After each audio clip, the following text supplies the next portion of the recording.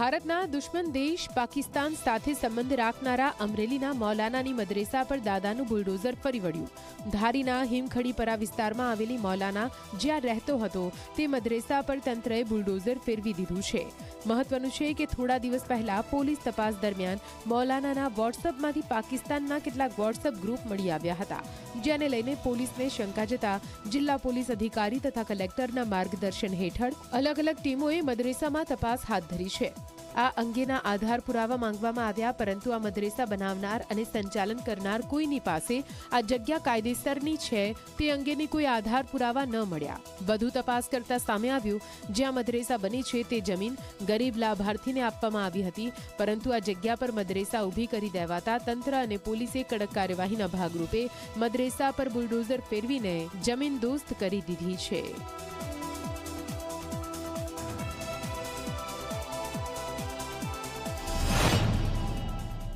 ઇન્વેસ્ટિગેશનમાં કંઈ નીકળ્યું હશે કે આ મદ્રેસા જે છે એનું કન્સ્ટ્રક્શન ગેરકાયદેસર છે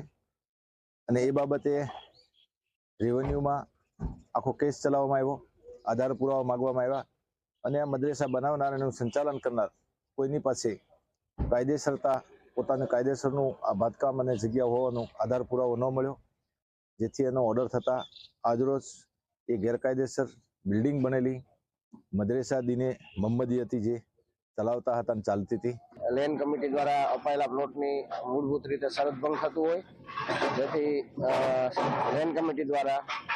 આ પ્લોટ છે સરકાર શ્રી હસ્તગત કરી અને મફત ફરીથી આવા જે ગરીબ લાભાર્થીઓ છે પ્લોટ વિહોણા એમને પ્લોટ આપવા માટેની આગળની કાર્યવાહી કરવા માટે લેન્ડ કમિટી દ્વારા આ પ્લોટ છે સરકાર શ્રી પોતાના કબજે લઈ અને આ પ્લોટ ખુલ્લો કરવા માટેની કાર્યવાહી આજ રોજ કરવામાં આવેલ છે।